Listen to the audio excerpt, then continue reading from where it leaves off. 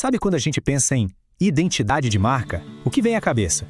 Sei lá, a maçã da Apple, o swoosh da Nike, né? São símbolos que já comunicam tudo. Valores, uma história, uma filosofia inteira. Mas e quando um grupo de milhões e milhões de pessoas compartilha uma identidade? O que é que define a Igreja Adventista do Sétimo Dia? A resposta, olha, é bem mais profunda do que um simples logotipo. Ok, vamos mergulhar nisso de cabeça. Porque, para muita gente, a resposta para essa pergunta é meio vaga, sabe? É um conjunto de ideias, de percepções que talvez não contem a história completa. Geralmente, as ideias que a gente ouve por aí são sobre os hábitos deles. São aquelas pessoas que guardam o sábado, que não comem certas coisas, ou que têm um estilo de vida diferente. E olha, embora algumas dessas coisas possam até ser verdade para muitos membros, isso é só a pontinha do iceberg. A realidade é muito, mas muito maior. Quase 22 milhões de membros no mundo todo. Isso faz deles um dos maiores grupos protestantes do planeta, presentes em mais de 200 países. Então, tá claro que tem muito mais nessa história do que só dieta e o dia de descanso, né? Para entender o coração da identidade deles, a gente precisa voltar no tempo. A chave para decifrar a identidade adventista não está no agora, mas num evento único e devastador. Um dia que era para ser o fim do mundo, mas que acabou se tornando um começo totalmente inesperado. O dia 22 de outubro de 1844.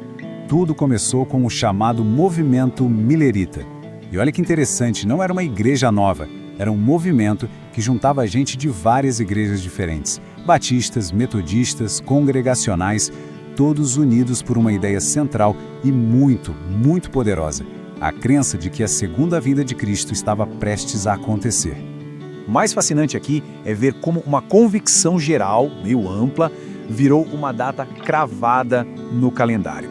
Primeiro, William Miller, um fazendeiro que estudava muito a Bíblia, chegou a uma conclusão geral. Mas aí o tempo foi passando, o fervor aumentando, o movimento se separou de outras igrejas e, finalmente, Samuel Snow calculou a data exata. A expectativa, gente, virou uma febre.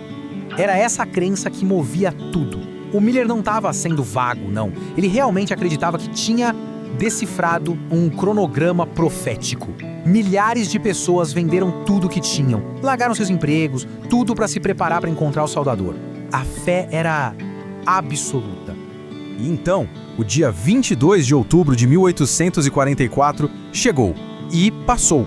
O sol nasceu, se pôs como em qualquer outro dia. Jesus não voltou. A decepção foi esmagadora, um verdadeiro grande chasco, como ficou conhecido. Para a maioria das pessoas foi o fim da linha. Agora a pergunta que fica é, como um movimento sobrevive ao fracasso da sua profecia central? Pois é, para a maioria foi um fracasso total. Mas para um grupinho pequeno, não foi um erro, foi um mal-entendido. Eles voltaram para a Bíblia não para achar uma data nova, mas para achar um novo significado. E foi desse exato momento de reinterpretação que nasceu a identidade adventista do sétimo dia. Eles chegaram numa ideia teológica que é fundamental para eles, o conceito de remanescente. A ideia é que, ao longo da história, Deus sempre teve um grupinho fiel que guarda as suas verdades, principalmente em épocas de crise de fé. E esse pequeno grupo se viu exatamente assim, como o remanescente dos últimos dias. Então, o ponto crucial foi esse. Eles pensaram, espera aí, o cálculo não estava errado. O que estava errado era a nossa expectativa do que ia acontecer.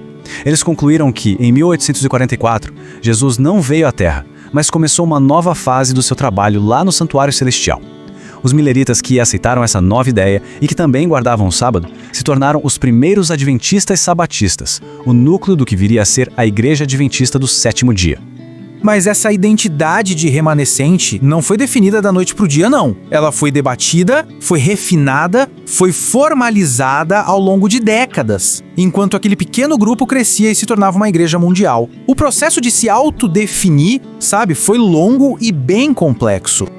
Essa evolução é fascinante de se ver. No comecinho, lá em 1872, eles foram bem cautelosos, evitando usar o termo remanescente para não parecer arrogante. Mas décadas depois, em 1951, a ideia já era tão importante que entrou até no voto de batismo. Aí só alguns anos depois, em 57, a igreja já adota uma visão mais aberta, reconhecendo pessoas de fé em outras igrejas. E, finalmente, em 1980, o conceito vira uma doutrina oficial.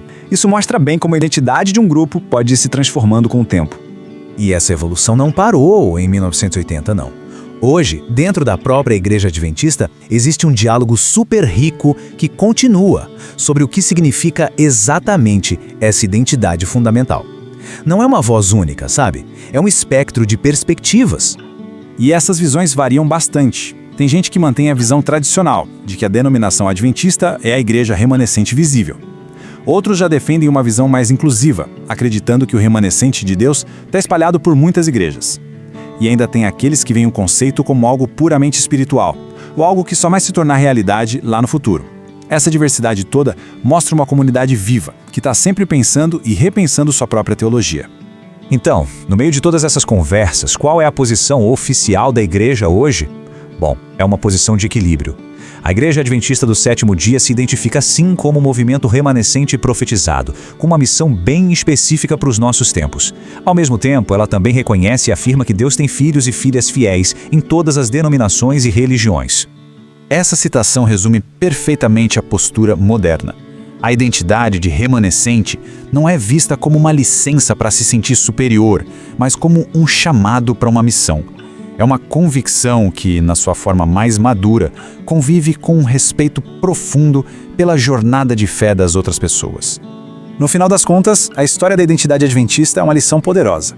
Mostra como um evento de fracasso, de decepção, pode ser transformado numa história de origem que molda a missão e a visão de um movimento global por gerações. E isso nos deixa com uma pergunta maior, né? Como é que as histórias que a gente conta sobre o nosso passado, seja como indivíduos, comunidades ou nações, continuam definindo quem a gente é e o que a gente acredita ser nosso propósito no mundo hoje?